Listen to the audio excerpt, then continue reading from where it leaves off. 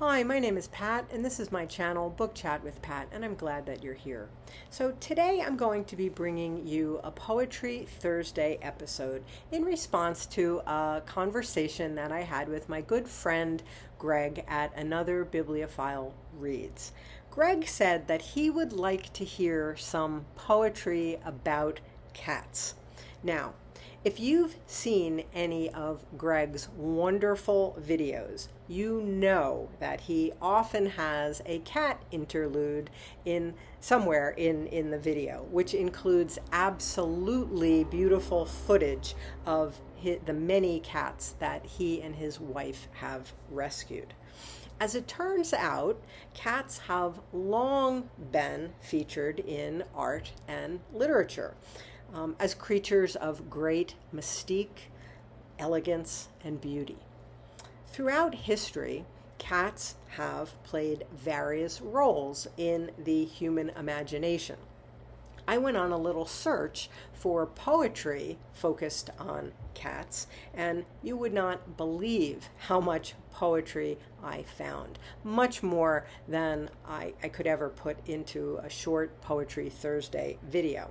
So maybe I'll do a second video, or I'll include some of the cat poetry in my daily poetry shorts. But I'm just going to share a few of the poems that I found in this video. This is poetry by some famous poets. We're talking about T.S. Eliot, W.B. Yeats, Sylvia Plath, Ted Hughes, Margaret Atwood, Marge Piercy, Alicia Ostriker, and many others too. So I found much more than I'm going to put in this video, but I am going to share a few pieces. Whether the cat is being depicted simply as a family pet or as a symbol of such qualities as independence, cunning, grace, or mystery, cats have captured the creative imagination, and they simply abound in literature. So, Greg at Another Bibliophile Reads, this is for you. And while I'm making dedications, I'm also going to include David at David Novak Reads Poetry, because David also has a number of cats that he has rescued, and they frequently appear in his videos. So this is for you, David, as well. So here's some cat poetry. First, we have Sylvia Plath's Ella Mason and Her 11 Cats. Plath writes about the quintessential cat lady, an eccentric elderly woman who lives alone with her 11 cats. Plath explores here the role of women in society who remain unmarried into their old age. So this is Sylvia Plath's Ella Mason and Her 11 Cats. Old Ella Mason keeps cats, 11 at last count, in her ramshackle house off Somerset Terrace. People make queries on seeing our neighbor's cat haunt, saying something's addled in a woman who accommodates that many cats. Rum and red-faced as a watermelon, her voice long gone to wheeze and seed, Ella Mason, for no good reason, plays hostess to Tabby, Tom, and Increase, with cream and chicken gut feasting the palates of finical cats. Village stories go that in olden days Ella flounced about, minx thin and haughty, a fashionable beauty, slaying the dandies with her emerald eyes. Now, run to fat, she's a spinster whose door shuts on all but cats. Once we children sneaked over to spy Miss Mason napping in her kitchen paved with saucers, on antimacassars, tabletop, cupboard shelf. Cats lounged brazen, one gruff timbered purr rolling from furred throats. Such stentorian cats. With poke and giggle ready to skedaddle, we peered agog through the cobwebbed door, straight into yellow glare of guardian cats crouched round their idol, while Ella drowsed, whiskered with sleek face, sly wits, Sphinx, queen of cats. Look, there she goes, Cat Lady Mason, we snickered as she shambled down Somerset Terrace to market for her dearies. More mammoth and blousy with every season. Miss Ella's got loony from keeping in cahoots with 11 cats. But now, turned kinder with time, we mark Miss Mason, blinking green-eyed and solitary, at girls who marry, demure ones, lithe ones, needing no lesson, that vain jades sulk single down bridal nights, accursed as wild cats. Okay.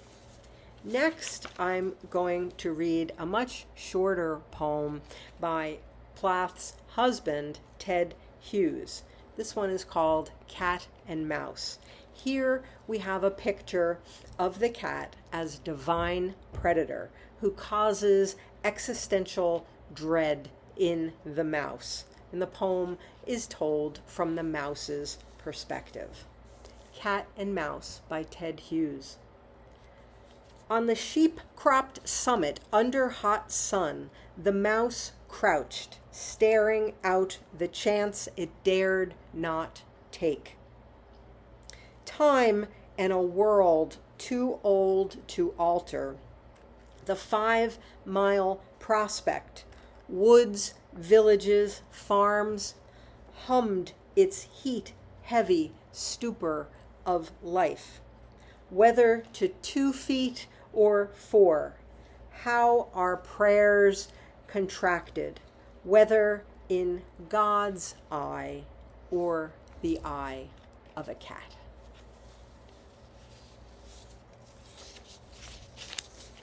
Next, of course, we have T.S. Eliot's The Naming of Cats, a light verse from his collection Old Possum's Book of Practical Cats. Eliot discusses here how every cat has 3 names: a family name, a peculiar and more dignified name, and a secretive name known only to the cat. The Naming of Cats by T.S. Eliot. The naming of cats is a difficult matter. It isn't just one of your holiday games. You may think at first I'm as mad as a hatter when I tell you a cat must have 3 different names. First of all, there's the name that the family use daily, such as Peter, Augustus, Alonzo, or James, such as Victor or Jonathan, George or Bill Bailey, all of them sensible, everyday names. There are fancier names if you think they sound sweeter, some for the gentlemen, some for the dames, such as Plato, Admetus, Electra, Demeter, but all of them sensible, everyday names. But I tell you, a cat needs a name that's particular, a name that's peculiar and more dignified. Else, how can he keep up his tail perpendicular? or spread out his whiskers, or cherish his pride. Of names of this kind I can give you a quorum, such as Munkustrap, Quaxo, or Coracopat, such as Bombalorina, or else Jelly Lorum, names that never belong to more than one cat. But above and beyond, there's still one name left over, and that is the name you never will guess. The name that no human research can discover, but the cat himself knows and will never confess. When you notice a cat in profound meditation, the reason I tell you is always the same.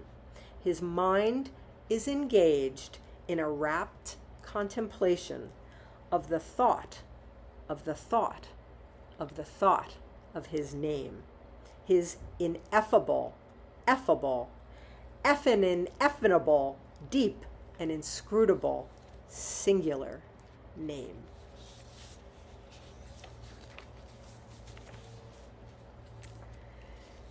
And I'm going to close for today with Marge Piercy's The Cat's Song, a poem that explores the way a cat interacts with his owner, whom he regards as a lesser being than himself. The human is less than, but still has importance in the cat's daily life. The Cat's Song by Marge Piercy. Mine, says the cat, putting out his paw of darkness.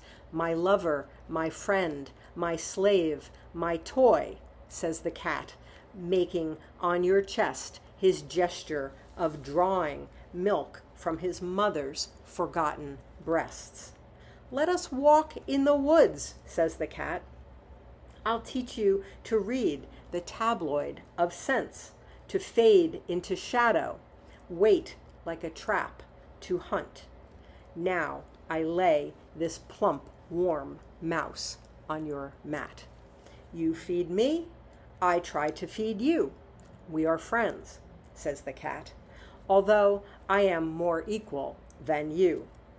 Can you leap 20 times the height of your body?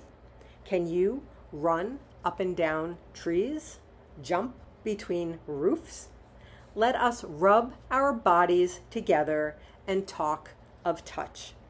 My emotions are pure as salt crystals and as hard.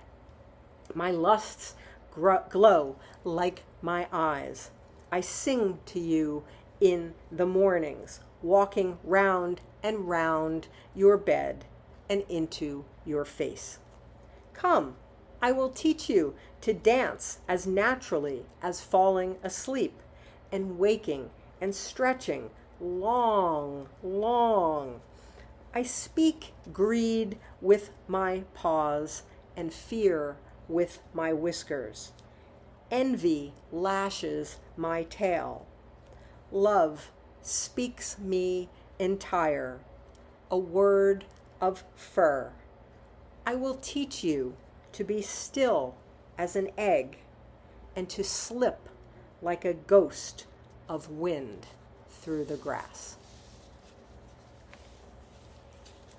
So Greg and David and my other cat-loving friends out there, I will find a way to bring you more of my newfound cat poetry in future videos or shorts.